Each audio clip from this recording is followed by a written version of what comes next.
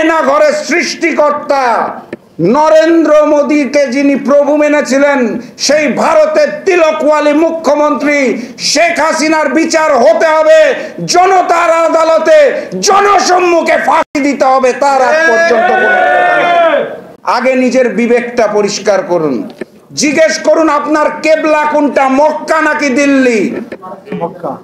আগে ঠিক করুন আপনার প্রভুকে, রব্বুল আলামিন আল্লাহ নাকি নরেন্দ্র মোদী? 5ই আগস্ট যে প্রাথমিক বিজয় অর্জিত হয়েছে, চূড়ান্ত নয়, ষড়যন্ত্র চলছে।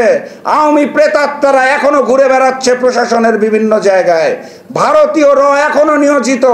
অতএব ঐক্যবদ্ধ থাকুন, প্রয়োজনে আবারও আন্দোলন হবে, আবারও সংগ্রাম হবে।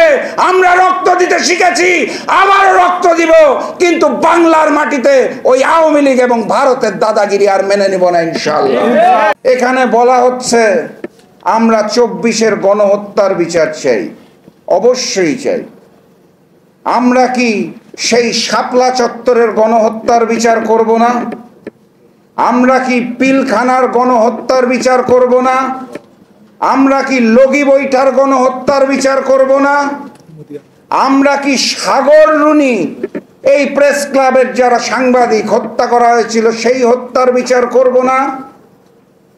আমরা কি বিচার করব না এমন কি সেই যে এক হিন্দু যুবক বিশ্বজিৎ, সে বলেছিল আমি হিন্দু, তাকে শিবির তকমা দিয়ে পিটিয়ে হত্যা করা হয়েছিল, সেই হত্যার বিচার করব না?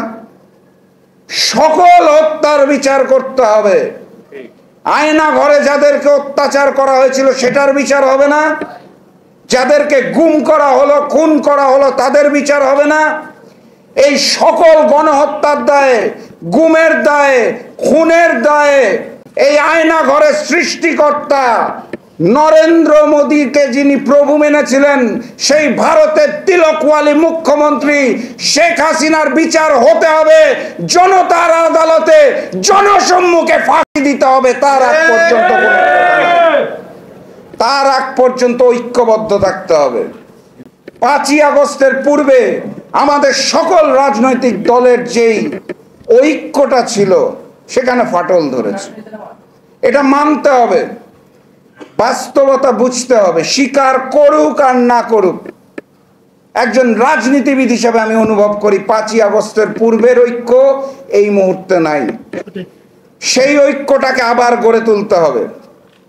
প্রথমত এই ফ্যাসিস্ট আওয়ামী লীগের বিরুদ্ধে, শেখ হাসিনার বিরুদ্ধে ঐক্যটা অটুট রাখতে হবে। সেটা যদি আমরা না রাখি তাহলে আওয়ামী লীগ আবার পুনর্বাসিত হবে, ভারতের দাদাগিরি আবার শুরু হবে। সেটা আমরা চাই না।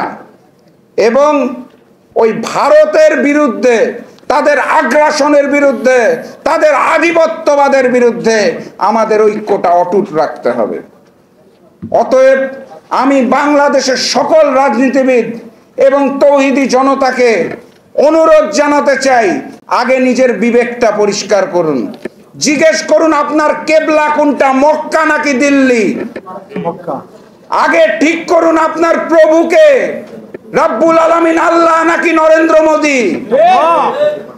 সবার আগে নিজের বিবেককে প্রশ্ন করুন, কেবলাটা ঠিক করুন, নিজের রবের প্রতি মাথা নত করুন এবং তৌহিদি জনতা একত্রিত হন। আওয়ামী লীগের বিরুদ্ধে, ভারতের বিরুদ্ধে ওই আন্দোলন চলছে এবং চলবে ইনশাআল্লাহ।